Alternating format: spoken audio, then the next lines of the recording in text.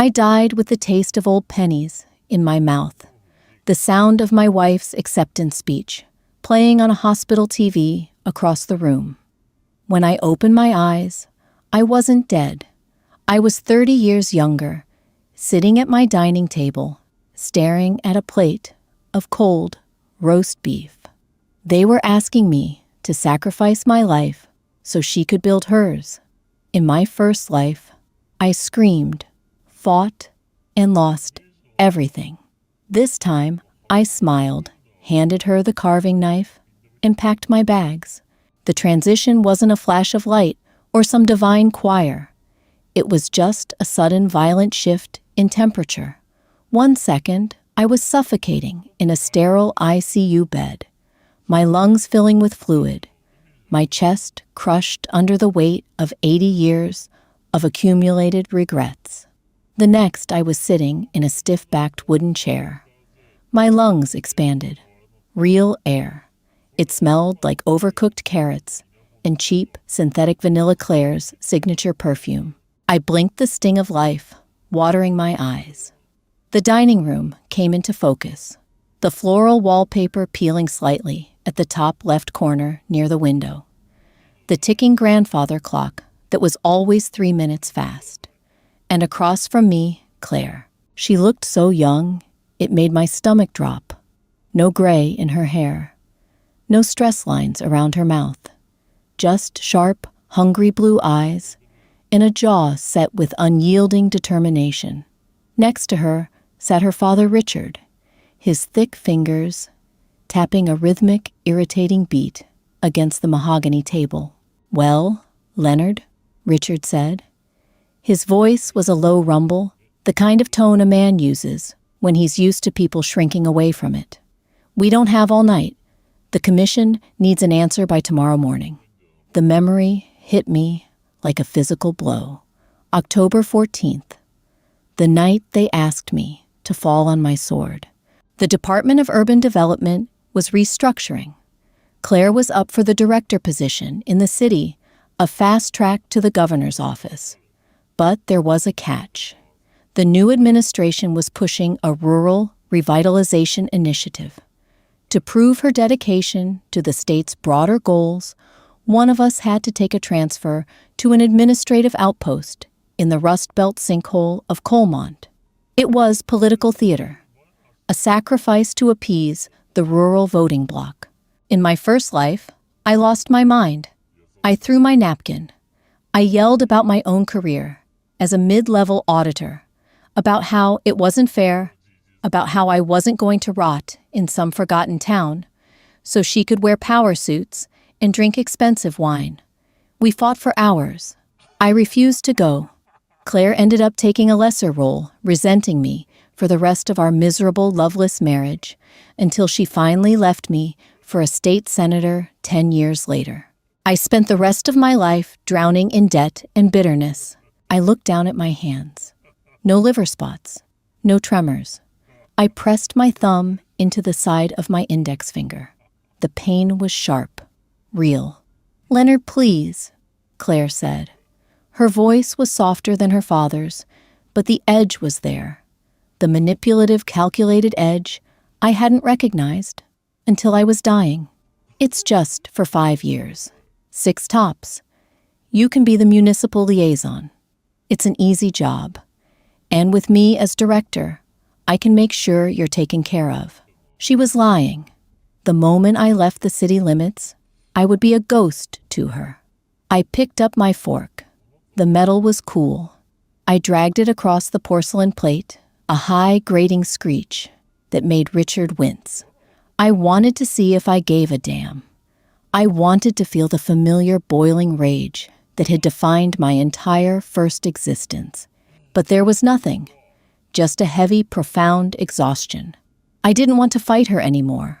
I didn't want the city. I didn't want the noise, the traffic, the endless climbing over the bodies of co-workers to make an extra 3% a year. I was tired. "Okay," I said. The syllable dropped into the room like a lead weight. Richard stopped tapping. Claire's mouth opened slightly. The rehearsed argument dying on her tongue. "What?" Claire asked, her brow furrowing. She leaned forward, the smell of her vanilla perfume intensifying. "I said okay," I repeated. I cut a piece of the dry roast beef, put it in my mouth, and chewed. It tasted like ash. I swallowed it anyway. "I'll go to Colmont. You take the director job." Richard stared at me, his eyes narrowing, looking for the trap. "You're serious." Just like that. Just like that.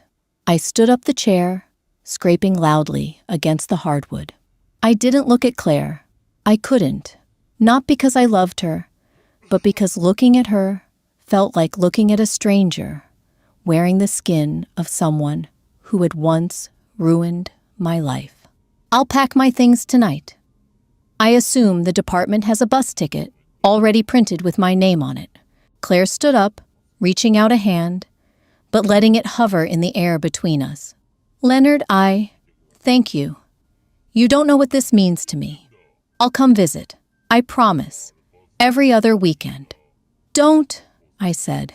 The word slipped out before I could stop it. Raw, unfiltered. "What?" she whispered. "Don't visit Claire." I finally looked at her. I let all the 80 years of exhaustion show in my eyes. I didn't try to look tough. I just looked tired. "Focus on your career. Colmont is far. The roads are bad. Just do what you need to do." I turned and walked upstairs. My knees didn't ache. My back didn't pop. It was a terrifying, beautiful sensation. I pulled a canvas duffel bag from the top of the closet. I didn't pack the tailored suits she bought me. I packed jeans flannel shirts, thick socks, and a heavy winter coat. I was leaving the city. I was leaving her. And for the first time in 2 lifetimes, I felt like I could actually breathe. The bus ride took 14 hours. The air conditioning was broken, and the cabin smelled of stale sweat, diesel fumes, and the damp wool of the seat in front of me. I sat with my head pressed against the vibrating glass, watching the concrete towers of the city bleed into sprawling suburbs, then flat farmland, and finally, the jagged, tree-choked hills of the Colmont Valley. We arrived at dusk. It was raining.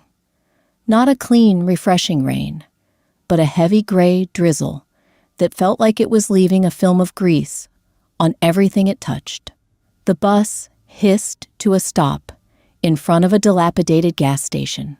The driver didn't say a word as the doors swung open with a mechanical groan. I grabbed my duffel, stepped down, and my boot immediately sank 2 inches into a pothole filled with muddy water. The cold seeped through the leather instantly. I looked up. Colmont. It was a town that had died 20 years ago and just hadn't received the obituary.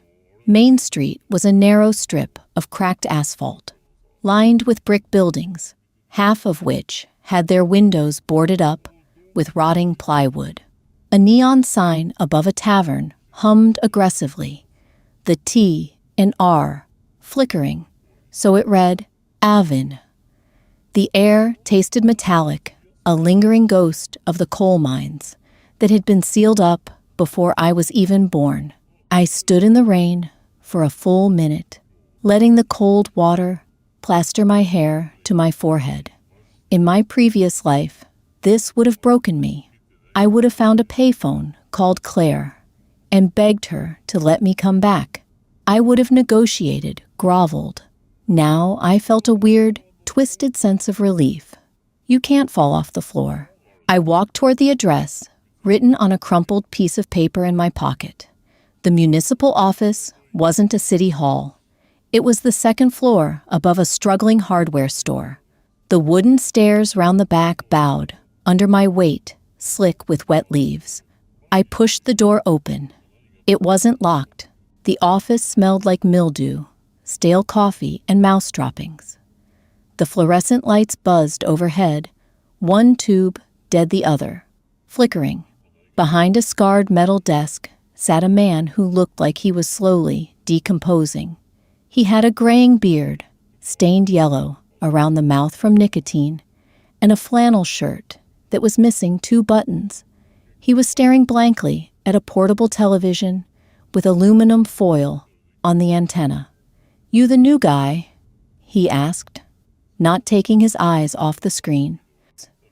"Leonard," I said, dropping my wet duffel on the linoleum. It made a heavy, wet thud. "Bill," he grunted. "Keys to the town truck are in the drawer. Your desk is the one by the window.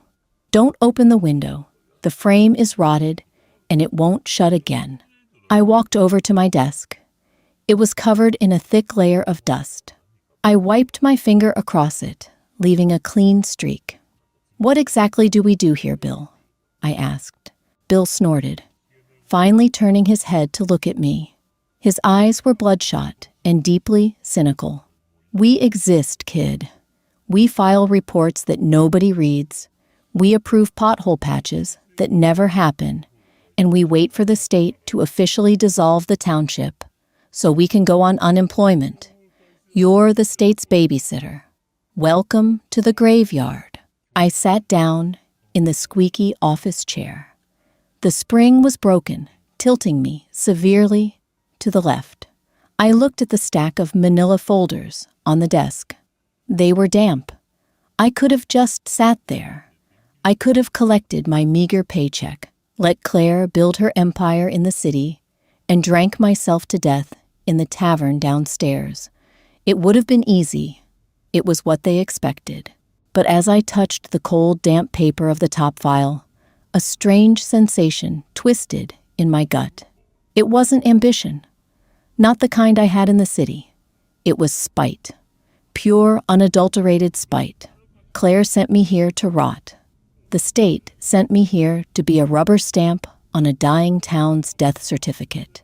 I opened the top file. It was a budget allocation for road maintenance. $300,000 assigned to a contractor named Holloway Construction. I looked out the window at the rain, filling the massive craters in the street below. $300,000. I felt my jaw tighten. I wasn't going to save the world.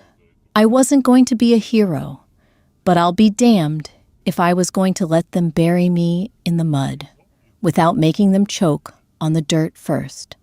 "Bill," I said, my voice sounding rough, unfamiliar in my own ears. "Where does this Holloway guy operate out of?" Bill laughed a wet, hacking sound. "Don't bother. He plays golf with the county supervisor. You ain't changing nothing, city boy." I smiled. It wasn't a nice smile. I don't play golf. My first week in Colmont was a masterclass in bureaucratic decay. I didn't sleep much. The apartment that came with the job was a single room behind the office with a mattress that smelled like old sweat and a radiator that clanged like a blacksmith's anvil every 2 hours. I lived on instant coffee that tasted like battery acid and cold-cut sandwiches from the gas station. I spent 80 hours digging through 5 years of municipal ledgers. I didn't use a computer. The office only had a desktop from a decade ago that took 20 minutes to boot up. I used a pencil, a legal pad, and the stubborn persistence of a man who had already experienced the worst the universe had to offer. By Thursday, my hands were permanently stained with cheap graphite, and I had a throbbing migraine behind my right eye. But I had it. Holloway Construction wasn't just cutting corners. They were practically carving circles. They were billing the state for grade A asphalt and laying down a cheap gravel tar mix that washed away the moment the spring rains hit. They were billing for labor hours for a crew of 20, but according to the time cards, I forced out of the local union rep, who only gave them to me after I threatened to audit his personal property taxes. Holloway only ever employed 6 guys. Friday morning, my cell phone buzzed. It vibrated across the metal desk The sound loud in the quiet office. The screen flashed Claire. I stared at it. The little green answer button felt like a portal back to my past life. I could imagine her voice. The fake sweetness. Leonard, how is the little country town? I'm so busy. The new office is amazing. The phone stopped buzzing. A second later, it beeped with a voicemail. I didn't listen to it. I turned the phone off and shoved it into the bottom drawer of my desk. I grabbed my jacket. It was still damp from the day before. I'm going out, I told Bill, who was currently asleep, with his mouth open, a newspaper resting on his chest. He snorted, but didn't wake up. Holloway's office was on the edge of town, a corrugated steel building surrounded by a chain-link fence and a fleet of muddy yellow trucks that looked like they hadn't moved in months. I pushed through the glass door. The receptionist wasn't there. I walked straight past the front desk and into the back office. Greg Holloway was a big man, thick neck, red face, wearing a polo shirt stretched tight over a massive gut. He was yelling into a phone when I walked in. He looked up his face, contorting in annoyance, and slammed the receiver down. Who the hell are you? The sign says knock. I'm Leonard, I said, walking to his desk. My boots tracked mud onto his cheap carpet. Municipal liaison from the Department of Urban Development. I need to talk to you about the Main Street repaving contract. Holloway leaned back, lacing his thick fingers over his stomach. A smug, patronizing smile spread across his face. Ah, the new city boy. Look, pal, I already cleared the timeline with the county. We're delayed because of weather. Read a weather report. I'm not here about the timeline, I said. I pulled a folded piece of paper from my inner pocket and tossed it onto his desk. It landed next to his World's Greatest Boss mug. I'm here about the materials deficit. You billed the state for $300,000 of structural asphalt. You laid down cold patch. Holloway's smile vanished. He sat forward, the leather of his chair squeaking under his weight. Excuse me, you're committing fraud, I said. My voice was calm. It felt good to say it out loud. It felt solid, to the tune of about $180,000 over the last 2 years. Holloway stood up. He was a head taller than me and easily outweighed me by 100 pounds. He walked around the desk, stopping just inches from my face. I could smell stale beer and cheap mints on his breath. Listen to me, you little suit, he growled, poking a thick finger into my chest. It hurt, but I didn't flinch. You just got off the bus. You don't know how things work here. I keep this town employed. I keep the county supervisor happy. You start waving around numbers. You don't understand. You're going to find yourself in a very bad spot. Real quick, in my old life, I would have backed down. I would have felt the adrenaline spike, the fear of physical confrontation, the desperate need to avoid conflict. But I looked at him, and all I saw was a man who thought he was a wolf because he had only ever hunted sheep. I had died choking on my own fluids while my wife smiled for the cameras. This guy was nothing. I swatted his hand away, hard. Don't touch me, I said. Holloway blinked, surprised by the resistance. Then his face went purple. He grabbed me by the lapels of my jacket and shoved me backward. My boots slipped on the wet carpet, and I slammed hard into a filing cabinet. Pain exploded in my shoulder, and a sharp corner bit into my lower back. He stepped toward me, raising a fist. I told you, hit me, I interrupted. I didn't shout. I just said it. I pushed myself off the cabinet, ignoring the throbbing in my shoulder. I stepped into his space, tilting my chin up. Go ahead. Break my jaw. Put me in the hospital. Holloway froze his fist suspended in the air. You hit a state-appointed municipal official, they don't send the county supervisor, I said, my voice dropping to a harsh whisper. They send the state police. They freeze your accounts. They pull your books. Not just for this contract, but for every penny you've touched in the last decade. You think the supervisor will protect you when the FBI comes looking for missing federal grant money. I saw the calculation in his eyes, the anger giving way to a sudden cold panic. He slowly lowered his hand. You're crazy, he muttered, taking a step back. I'm tired, I corrected him. I straightened my jacket, wincing slightly as my shoulder protested. You have until next Friday to have a crew on Main Street. Real crews. Real asphalt. If I see one piece of cold patch, I send my audit to the state attorney general, not the county. I turned and walked out. My back ached. My heart was hammering against my ribs like a trapped bird, and I tasted a faint metallic tang in my mouth. I wiped my lip with the back of my hand. A tiny smear of blood. I must have bit my lip when I hit the cabinet. I stood in the muddy parking lot, the freezing rain soaking through my clothes again. I looked at the blood on my hand. I wasn't a hero. I was just a tired, angry man in a dying town. But as I walked back toward the office, leaving Holloway sweating in his steel box, I felt something I hadn't felt in a very long time. I felt alive. The smell woke me before the noise did. Acrid, heavy, and chemical. Hot tar. I rolled off the sweat-stained mattress, my bare feet hitting the freezing linoleum floor of my backroom apartment.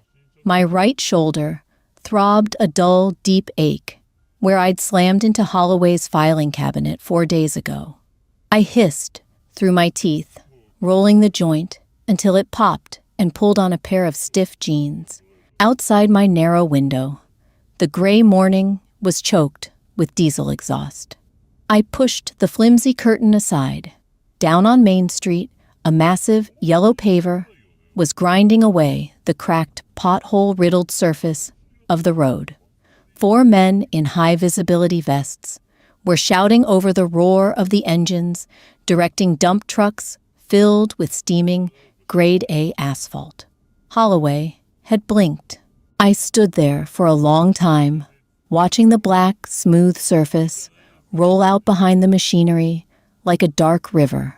In my previous life, I would have felt a surge of professional pride. I would have drafted a memo to Claire, detailing my success, hoping for a crumb of validation. Now, watching the steam rise into the cold autumn air, I just felt a hollow, tired satisfaction.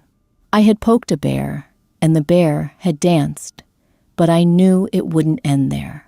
I walked out into the main office. Bill was already at his desk, staring out the window with his mouth slightly open. His unlit cigarette hung precariously from his lower lip. "I'll be damned," Bill rasped, not looking away from the glass. "I haven't seen a paving crew in this town since 1998. What did you do to him?"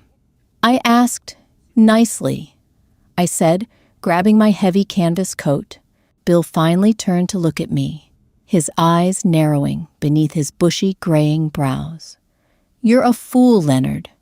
You think Holloway is just going to eat $100,000 loss because a city boy yelled at him. You kicked a hornet's nest, and the hornets around here don't sting. They bite." "Let them," I muttered, pushing through the heavy wooden door and stepping out onto the external staircase. The cold air slapped my face, sharp and biting. I walked 2 blocks down to a diner I'd spotted a few days prior. It was a narrow, shotgun-style building wedged between a boarded-up pharmacy and a vacant lot. The sign above the door simply read, "Eats," in peeling red paint. Inside, the air was thick with the smell of bacon grease and stale coffee. The linoleum floor was sticky under my boots. 3 old men sat in a booth near the back nursing mugs in absolute silence.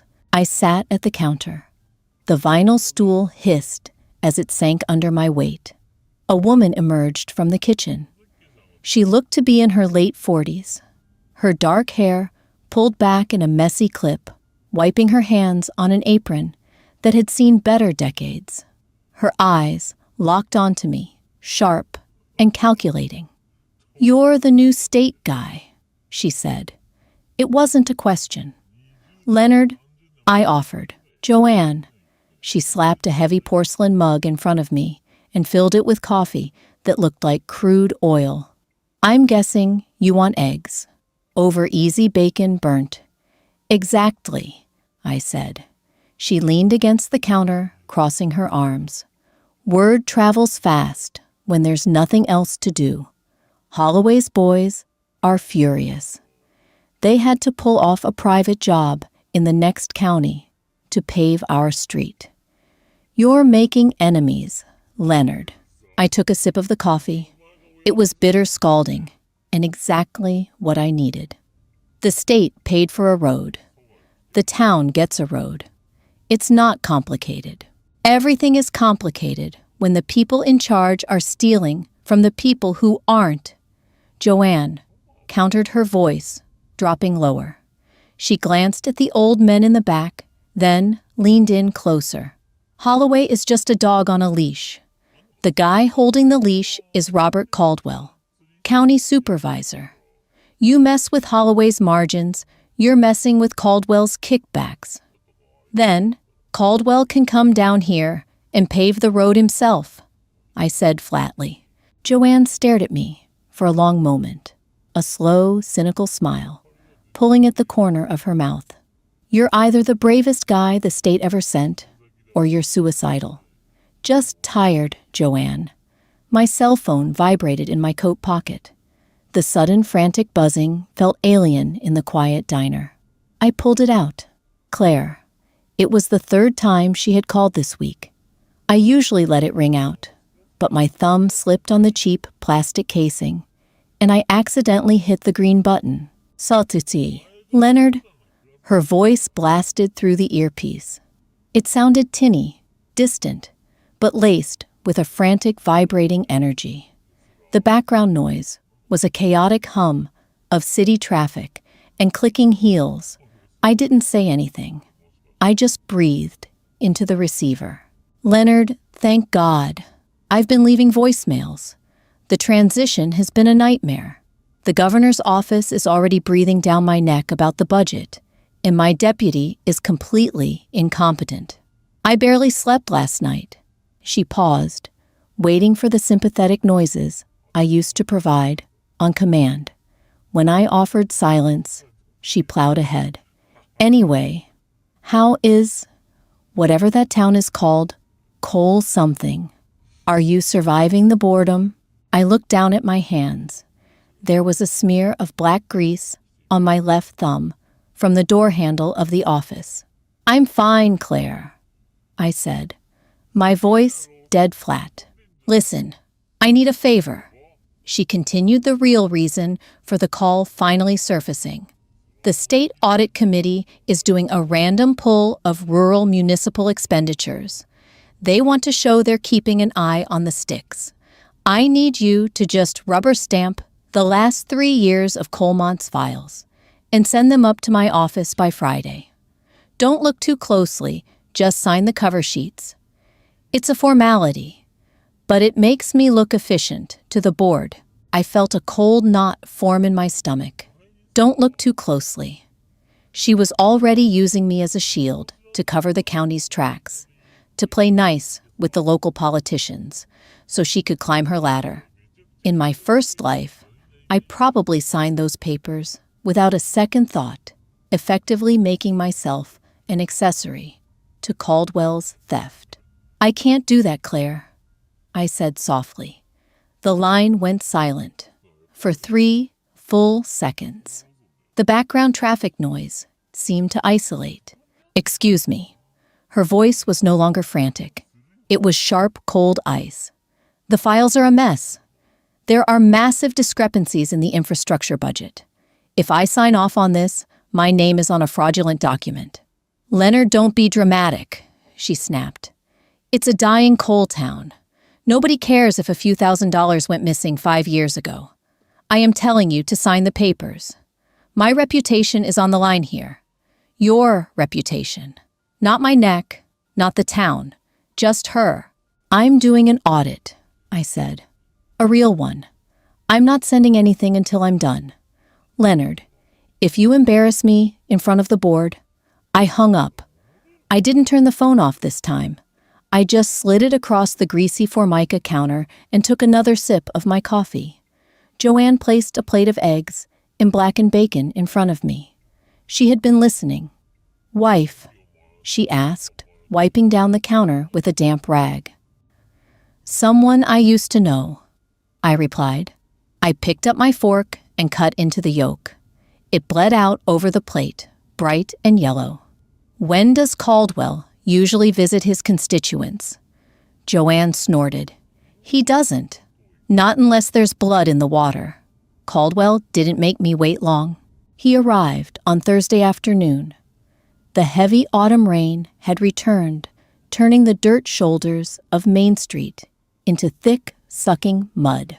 I was sitting at my desk, rubbing my temples, staring at a stack of water utility bills that made absolutely no mathematical sense. The sound of tires crushing gravel in the alleyway behind the office caught my attention.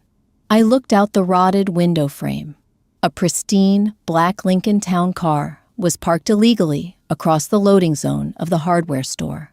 The driver's door opened, an umbrella popped out like a black mushroom, and a man stepped into the downpour.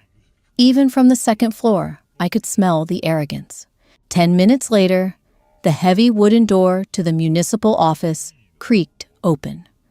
Robert Caldwell stepped in, collapsing his umbrella. He was a man who clearly spent more time in country clubs than county meetings. Silver hair, perfectly swept back, a bespoke charcoal suit that probably cost more than my yearly salary, and a pair of Italian leather shoes that looked ridiculous in the dusty, mildewed office. Bill, who had been dozing, snapped awake and nearly fell out of his chair. Supervisor Caldwell, he stammered, wiping drool from his chin. Caldwell didn't even look at him. His eyes swept the room with thinly veiled disgust before locking onto me. Leonard, I presume, he said. His voice was smooth-cultured and coated in a thin layer of venom. I must say, I expected someone a bit more malleable. I didn't stand up. I leaned back in my squeaky chair, folding my hands over my stomach. You drove a long way in the rain, Supervisor. I hope it wasn't just to critique my flexibility. Caldwell smiled, but it didn't reach his eyes. He walked over to my desk, using a manicured finger to push a damp manila folder out of his way. He leaned over, resting his palms on the edge of the metal desk. Up close, he smelled of expensive sandalwood and mint. I'll get straight to the point, Leonard. You're causing a disruption. Greg Holloway is a respected contractor in my county. You bullied him into laying asphalt in weather that clearly doesn't support it, and now he's threatening to sue the township for coercion. The weather is fine, I said evenly, and he's laying asphalt because he already billed the state for it 2 years ago. I'm just making sure the taxpayers get their money's worth. The taxpayers of Coalmont don't pay enough to cover the electricity in this building. Caldwell shot back his voice, dropping to a menacing murmur. This town is a write-off, a sinkhole. The money the state sends here is best utilized elsewhere by people who actually know how to build a future. You mean your pockets, I said. Caldwell didn't flinch. He didn't deny it. He just stared at me, evaluating. You're playing a very dangerous game for a man who was exiled by his own wife. Yes, Leonard, I did my homework. Claire needs this rural initiative to run smoothly so she can get her seat in the Capitol. She sent you here to stay quiet and stay out of the way. If you blow up the county budget she goes down with the ship.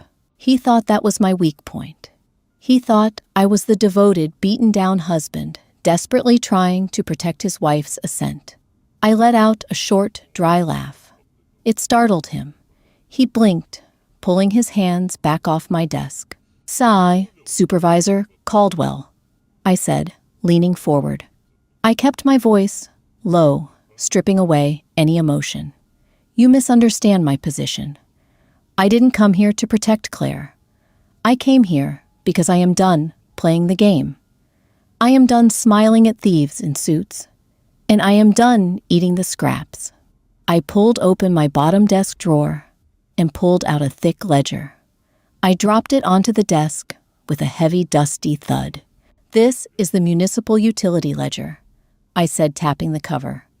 "According to this, the county has been overcharging Colmont for water processing by 400%, then quietly rerouting the surplus back into a discretionary fund controlled by your office.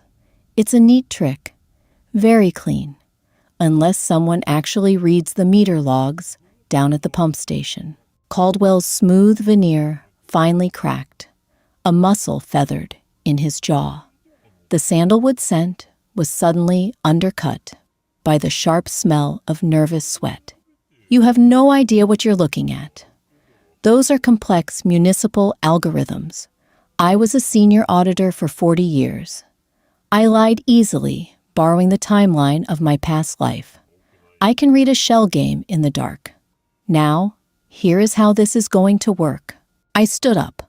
I was shorter than him, but I didn't care. I let the 70 years of accumulated rage, the memory of dying alone in a hospital, and the sheer, unadulterated spite of my second chance fill the space between us. "You are going to authorize a complete overhaul of the water pump station. You are going to use the discretionary fund to do it. You are going to approve the budget for a new roof for the elementary school.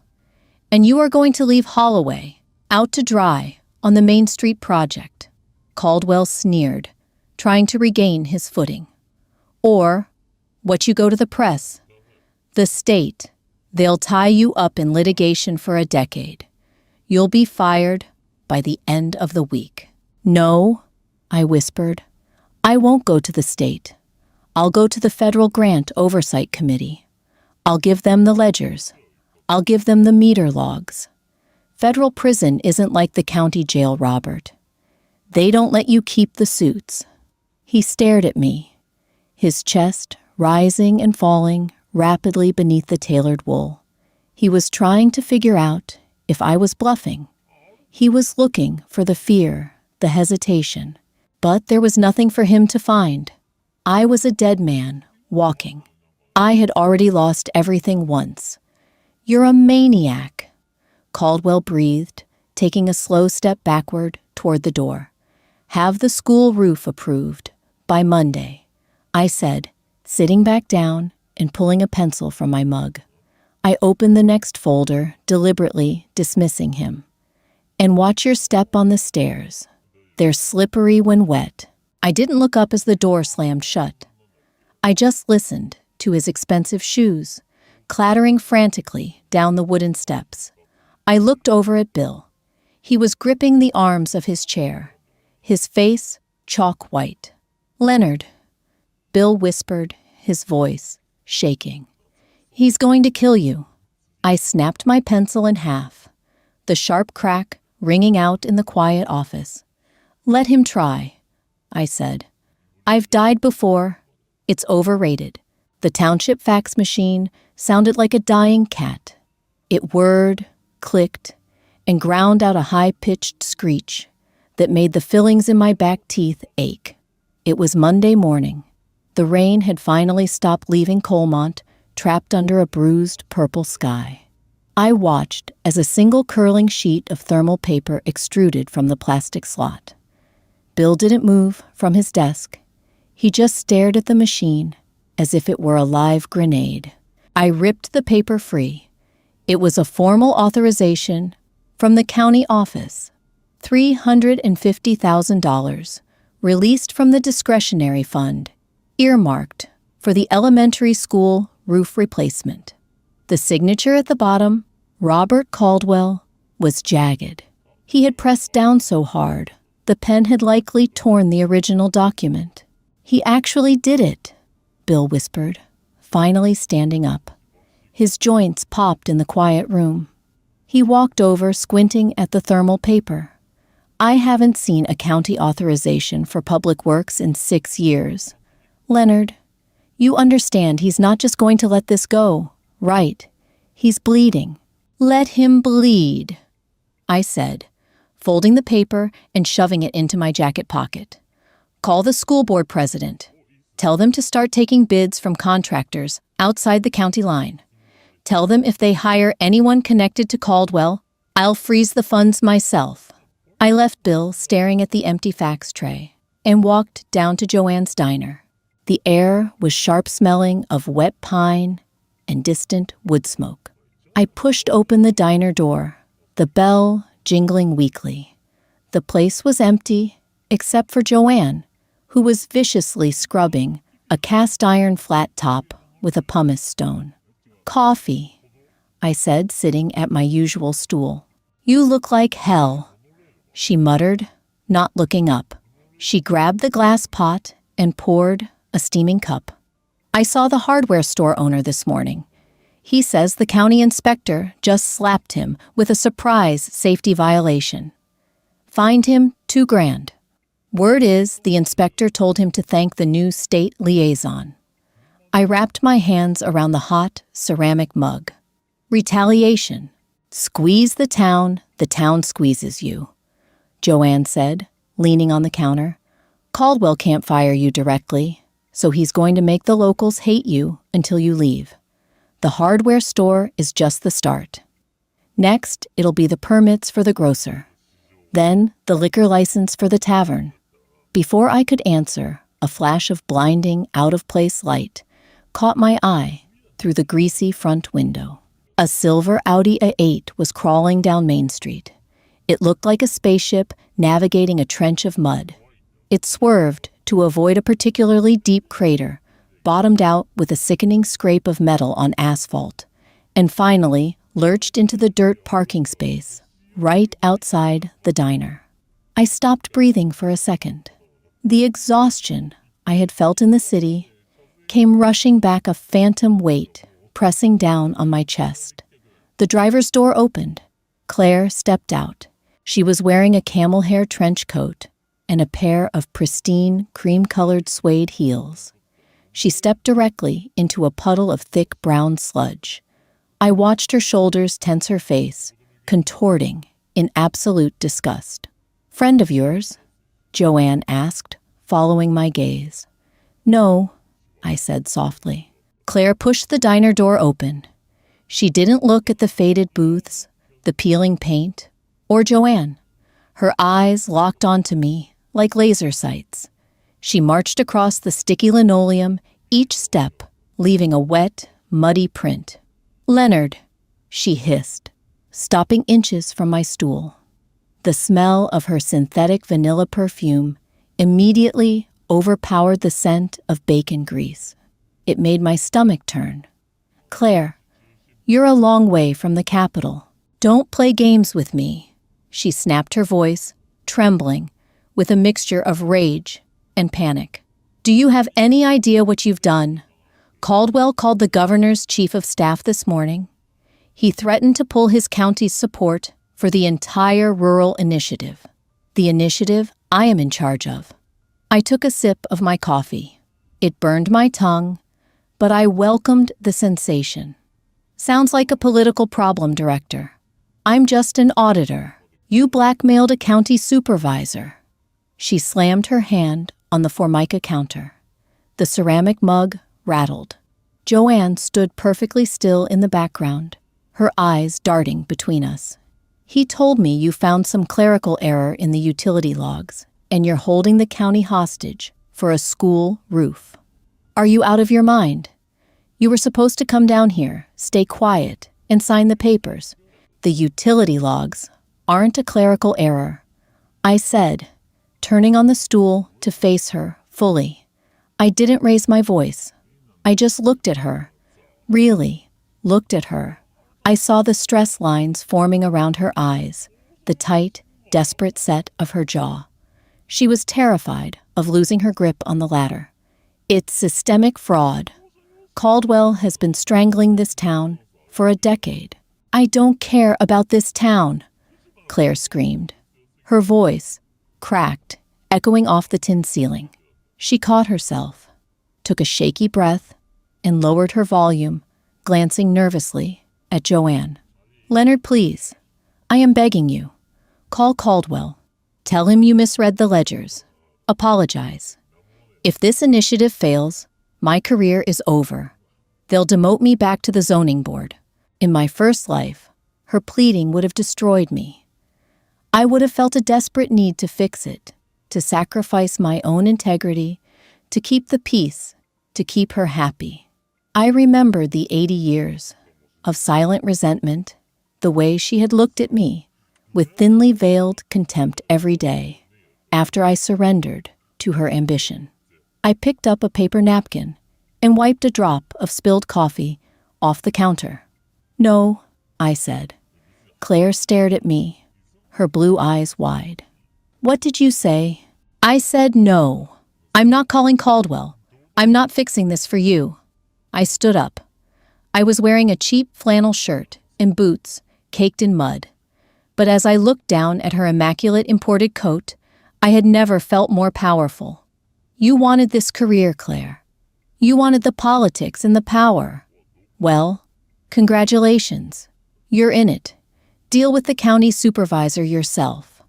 You're doing this to punish me, she whispered, her face going pale. Because I got the promotion and you didn't. I actually laughed. It wasn't a bitter laugh. It was genuine, tired amusement. Claire, I don't care about your promotion. I don't care about the Capitol. And the truth is, I don't care about you anymore. You sent me to the graveyard. You just didn't expect me to start digging. I reached into my pocket, pulled out a $5 bill, and dropped it on the counter for Joanne.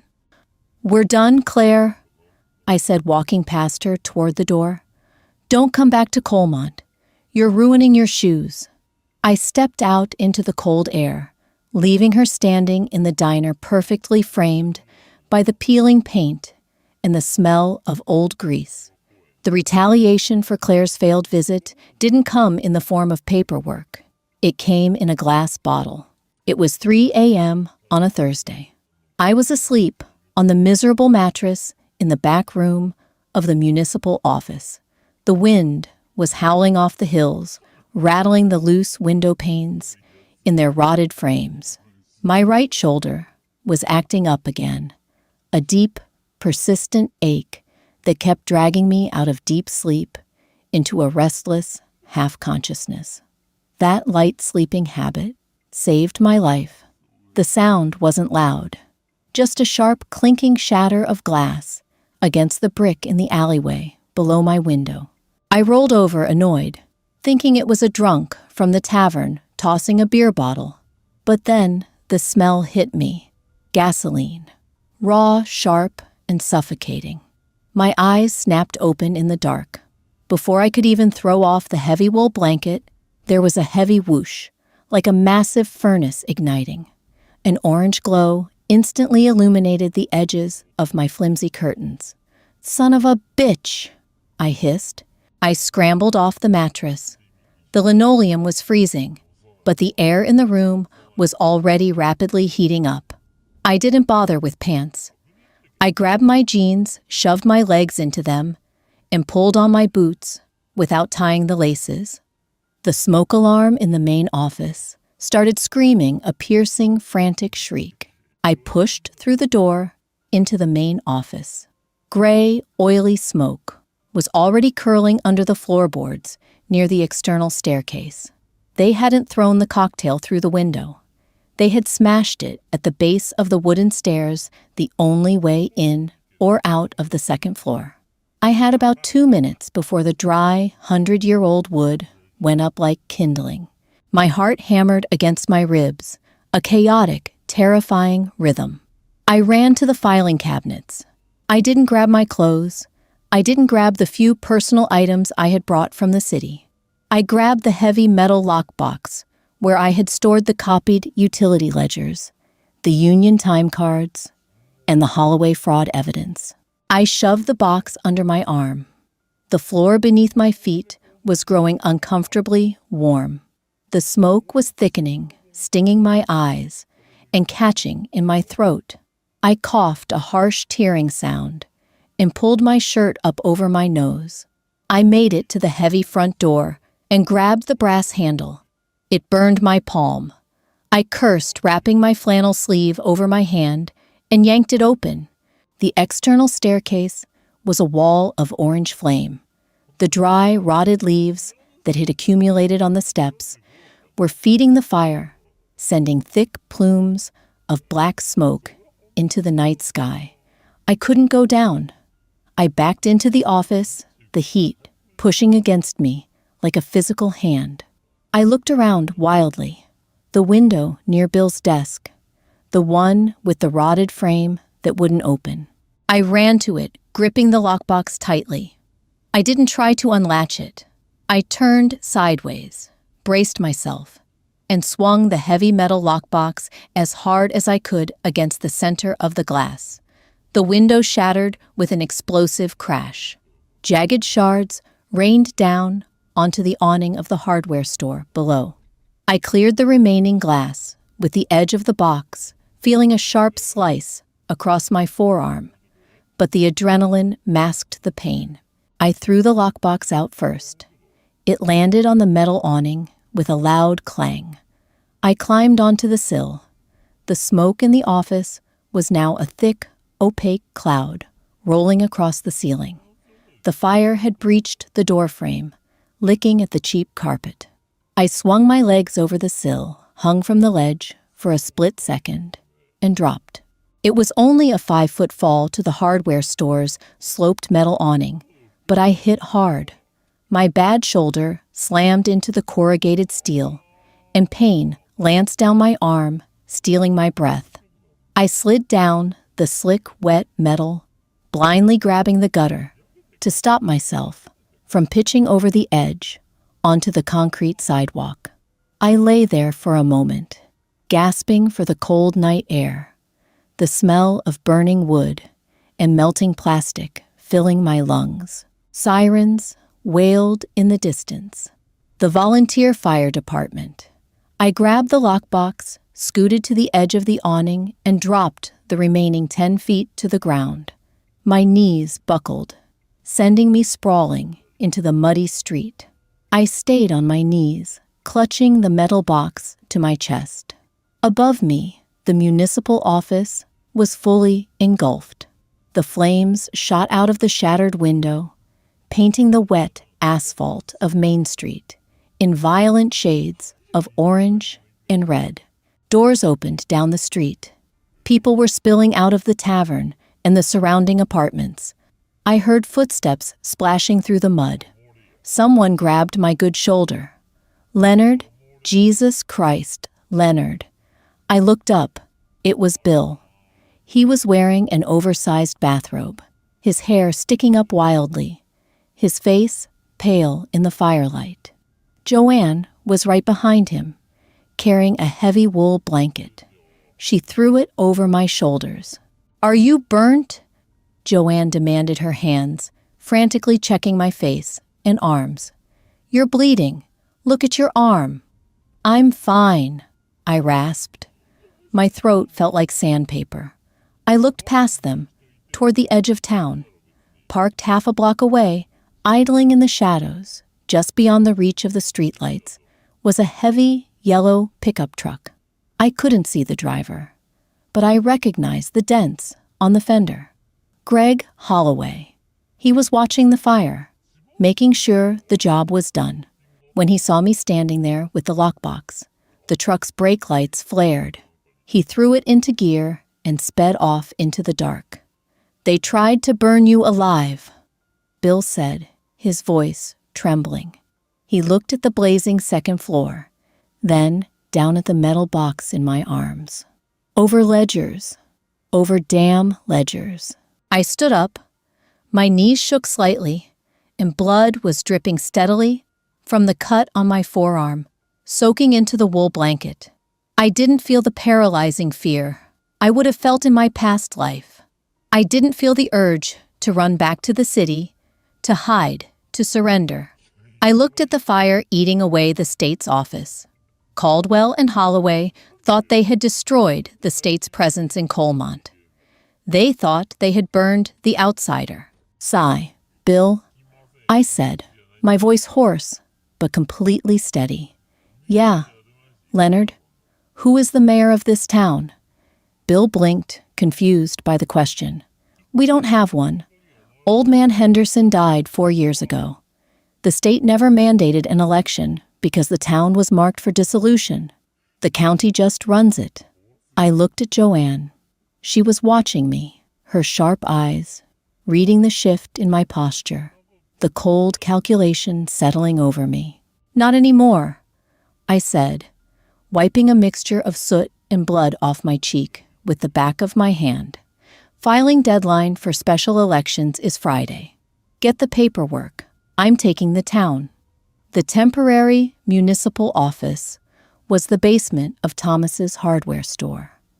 It smelled of fertilizer, PVC primer, and damp concrete. My desk was a sheet of half-inch plywood, laid across 2 sawhorses beneath a bare, swinging bulb.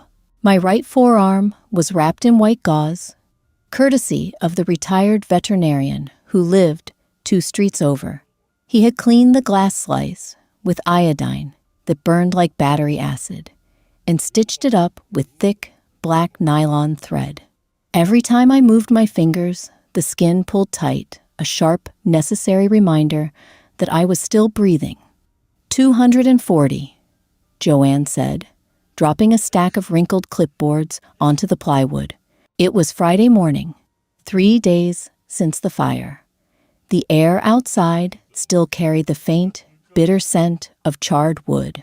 The state had sent an investigator, a kid in a cheap suit, who took one look at the melted remains of the external staircase, wrote electrical failure on his clipboard, and drove back to the city before lunch. Caldwell's reach was long. We need 300 to force the special election onto the county ballot. I said, tracing the jagged line of signatures with my good hand. Some were written in heavy blue marker, others in faint pencil. Filing deadline is at 5. People are scared, Leonard, Bill muttered from the corner. He was sitting on an overturned bucket of joint compound, drinking a tepid RC Cola. Holloway's trucks have been rolling up and down Main Street all night, just driving. Intimidation. The grocer pulled his signature this morning because a county health inspector parked across from his loading dock and just sat there for 3 hours. I leaned back. The plywood creaked. In my first life, this is where I would have folded. The pressure, the threat to my comfort, the sheer exhaustion of pushing a boulder up a hill covered in mud. But I looked at the clipboards. I looked at Joanne, who had a smudge of soot on her cheek, from helping me sift through the rubble of the office yesterday to salvage what we could. I wasn't just spiteful anymore. I was invested. Colmont was a graveyard, but it was my graveyard. I'll go talk to the grocer, I said, standing up. My knees popped. No, Joanne said, stepping in front of me. She crossed her arms, her jaw set. You've bled enough for 1 week. You let me handle the locals. You just make sure that paperwork is bulletproof when we hit the county courthouse. By 3 p.m., Joanne returned. She didn't have 50 signatures. She had 120. How? Bill asked, staring at the fresh ink. I reminded them that Caldwell doesn't buy their kids softball uniforms, and Holloway doesn't give them credit when the mine pensions are late. I do, Joanne said flatly. She looked at me. Get in my truck. We're going to the county seat. The drive to the county courthouse took an hour. Joanne's truck had a bad suspension, and every pothole jarred my stitched arm. The county clerk's office was a sterile, overly air-conditioned room with marble floors and fluorescent lights that buzzed with an irritating frequency. When I slapped the stack of petitions onto the polished mahogany counter, the clerk, a thin man with a nervous twitch in his left eye, looked at the top sheet and went completely rigid. "I need to file for the Coalmont mayoral special election," I said. I can't." The clerk stammered, his eyes darting toward a frosted glass door at the back of the office. "You don't meet the residency requirements. You've only been in the township for 3 weeks." State Municipal Code, Section 4, Paragraph 12. I recited, leaning over the counter. I kept my voice low, dropping the temperature in the room. State-appointed liaisons holding an active administrative post are granted immediate municipal residency for the purpose of civic continuity. Date stamped the papers. The frosted door opened. Robert Caldwell walked out. He looked different than he had in my office. The arrogant veneer was cracking. The knot of his silk tie was slightly loose. He looked at my bandaged arm, then at the thick stack of petitions on the counter. "You don't know when to quit, do you?" Caldwell said, his voice tight. Date stamped the papers. I repeated to the clerk, not breaking eye contact with Caldwell. The clerk looked at the supervisor, seeking permission. Caldwell's face cycled through anger calculation, and finally a cold, venomous resignation. He gave a microscopic nod. The heavy, mechanical clack-clack of the date stamp echoed in the quiet room. "You think winning an election saves you." Caldwell stepped closer, smelling of stale coffee and fear. "You're a mayor of a pile of ash. You have no budget. You have no infrastructure. And when the State Oversight Committee reviews your failure to file the rural initiative, reports you'll be federally indicted for dereliction." I picked up my receipt. I folded it carefully and slid it into my shirt pocket. "You shouldn't have burned the ledgers, Robert," I said softly. He smiled a nasty, thin stretch of lips. "What ledgers? As far as the fire inspector is concerned, your gross negligence with a space heater destroyed years of state property. You have nothing." "I know," I said. "It's a real shame." I turned and walked out with Joanne. Let him think he won the week. He didn't know I hadn't been sleeping. He didn't know the ledgers in that lockbox were just the physical copies. Election day was a Tuesday in early November. It sleeted all morning, turning the mud of Coalmont into a freezing gray paste. The polling station was set up in the back of Joanne's diner. 2 cardboard boxes with slits cut in the top, watched over by a fiercely impartial retired schoolteacher named Martha. I didn't campaign. I sat in a booth by the window, drinking black coffee, watching the locals shuffle in. They came in wet coats and heavy boots, miners with bad lungs, mechanics with grease permanently stained into their cuticles, young mothers carrying toddlers wrapped in thick blankets. They didn't look at me with reverence. They just looked at me like I was a tool they were finally picking up to fix a broken pipe. At 6 p.m., the polls closed. At 6:15 p.m., a black Lincoln Town car pulled up outside, followed by a silver Audi A8. The bell above the diner door jingled violently. Caldwell walked in, first followed closely by Claire. She looked haggard. The pristine city polish had worn off. Dark circles shadowed her blue eyes, and her hair was pulled back in a tight, severe knot. The diner went dead silent. Bill, who was sitting at the counter, stopped mid-chew. Joanne slowly lowered a coffee pot onto a warming plate. "Stop the count," Caldwell barked at Martha, who was currently unfolding paper ballots.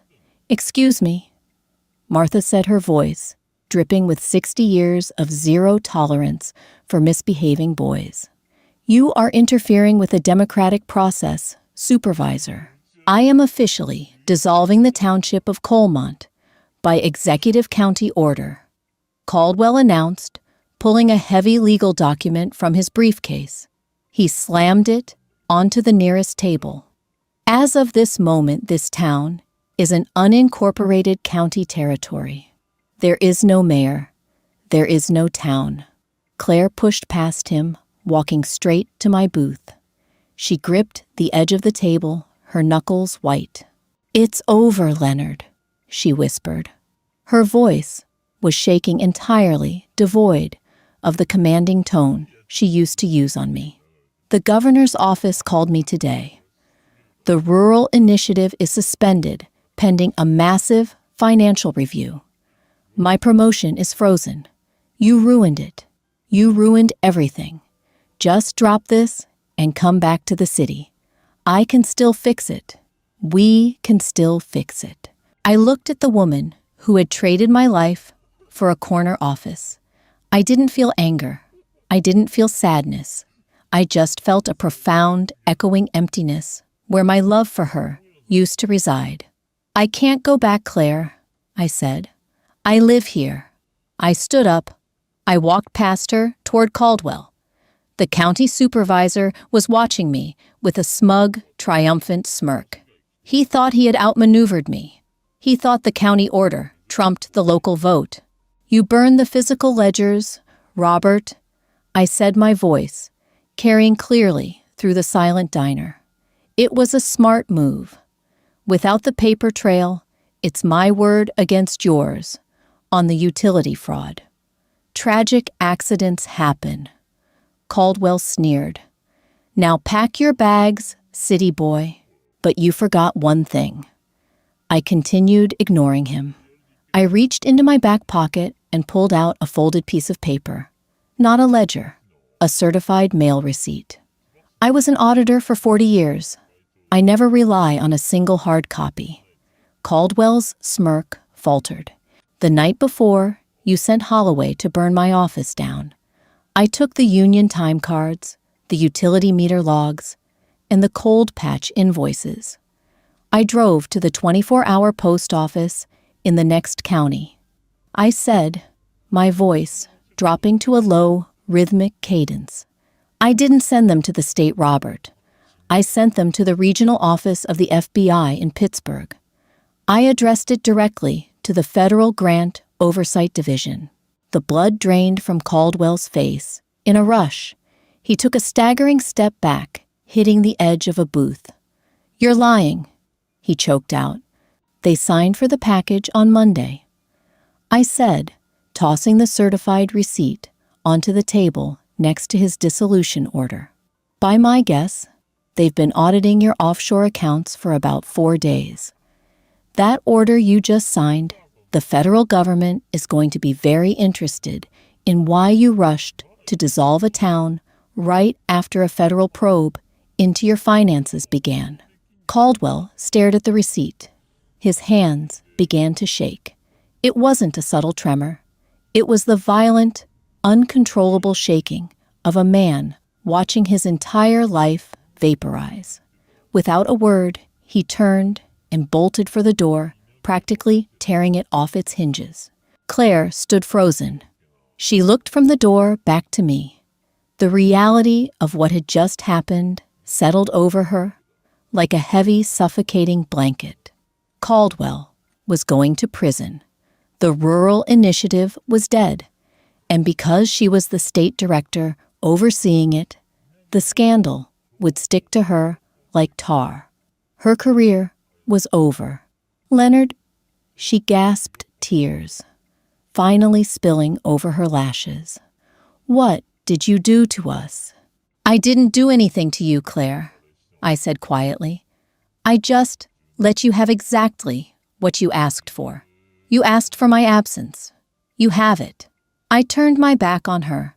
I walked over to Martha, who was watching the scene with wide, fascinated eyes. "How does the count look, Martha?" I asked. Martha adjusted her glasses, clearing her throat. "Well, Leonard, you have 280 votes. The write-in candidate, Mickey Mouse, has 4. Call it," I said. I didn't wait to watch Claire leave. I heard the diner door open and close, and the faint, pathetic sound of the Audi starting up in the freezing rain. I walked behind the counter. Joanne handed me a fresh, scalding cup of black coffee. We stood there together, looking out the greasy window at the cracked, muddy asphalt of Main Street. It wasn't pretty. It wasn't the shining capital. It was broken, dirty, and required a lot of work. But as I took a sip of the bitter coffee, the pain in my stitched arm, a dull, grounding throb, I felt the corners of my mouth lift. I was 80 years old in my mind, 30 in my body, and for the first time in both lives, I was exactly where I wanted to be. And that's the end of Leonard's rebirth journey. He didn't just survive the countryside. He conquered it, leaving the corrupt politicians and his selfish ex-wife in the dust of their own making. If you love this grounded, gritty tale of revenge and finding your true backbone, hit that like button right now. It really helps the channel. Share this video with someone who needs a reminder that it's never too late to stop being a doormat. And don't forget to subscribe and turn on notifications so you never miss our next intense storytelling dive. Thanks for listening.